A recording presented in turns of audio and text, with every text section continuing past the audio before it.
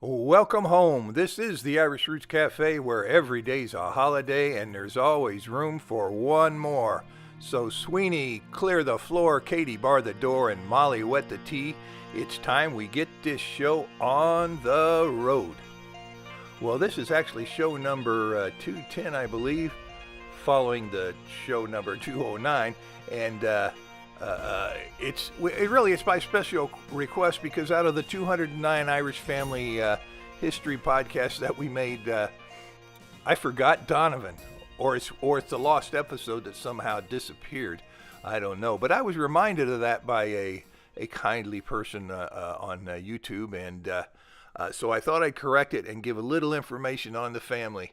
Now, O'Donovan, of course, has a coat of arms, and I went to the Irish Book of Arms and found that there were two names in the index, and I pulled up this one here, and this came from the Irish Book of Arms, and it reflects O'Donovan family history because the Herald listed it as O'Donovan of Clan Cathal in County Cork and O'Donovan of Ballymore in County Wexford.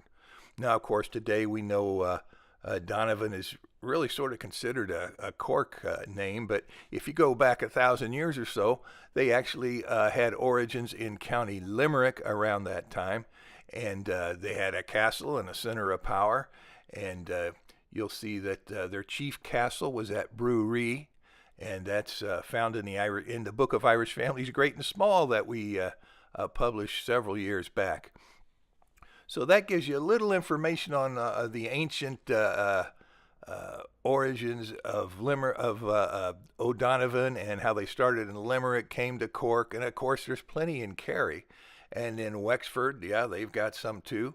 And you've got to find out what county your line came from if you're going to trace your line back. And of course you can do that sometimes with DNA test.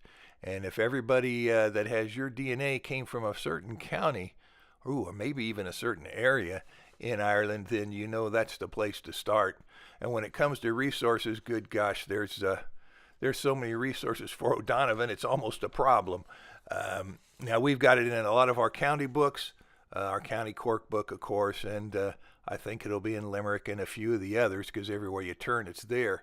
But if you think about the most famous O'Donovan, at least in the genealogy field going way back when, it's John O'Donovan, who was the editor of the Annals of Ireland by the Four Masters around 1846. And today you'll see that work out in Irish and English in a 7-volume set, I believe. It was originally published in a big, fat 3-volume set. But, of course, he did not neglect the O'Donovan family in his writings. So there's a resource. You can go and see what a famous O'Donovan or Donovan did. And when you look at the name, you're going to find that mostly the O before the name was dropped by the time of the 1890 birth index, where you're going to find a whole lot of Donovans and just a handful of O'Donovans. But that doesn't mean that's always the name, the way they spelled it in everyday life. But that's just something to keep in mind, that O'Donovan and Donovan. We've got 2 books on County Cork in the Irish Families Project that I wrote. One's a hardbound and one's the spiral-bound book, and that could be of interest. And there's plenty of other books done, too, like, hey, here we got the Castles of County Cork. I think that was by Healy. And that's a very interesting book if you're looking into Cork research. And, of course, the Cork Historical and Antiquarian Society, or a similar title like that, published a periodical, and it just it covers all kinds of things. It gives all kinds of resources, even if the story may not be about your family. So those county journals are something to remember quite a bit, I think. Let me see.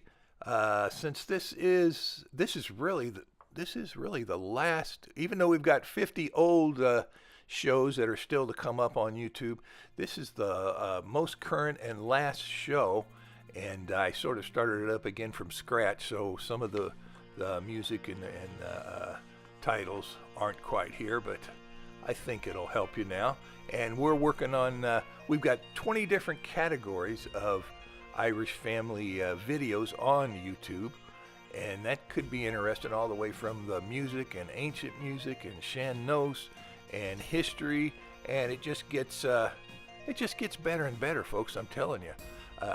So I want you to stay tuned and see what we're coming up with in 2018. We're going to have a little different setup here. We'll continue with the music, of course. We're working on our 4th and 5th albums. A lot of that is in the Irish language. That's a nice connection to your great-great-grandfather, you know. And at one point, a grandfather could talk to his grandson in the same language, and they'd understand each other. And for me, that would have been, you might say, Irish language.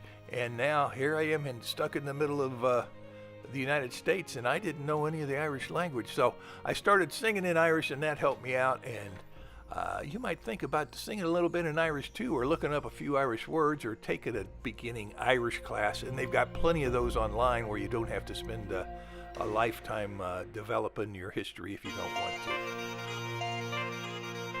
Nalain Tintan, Marda Hinton Fame.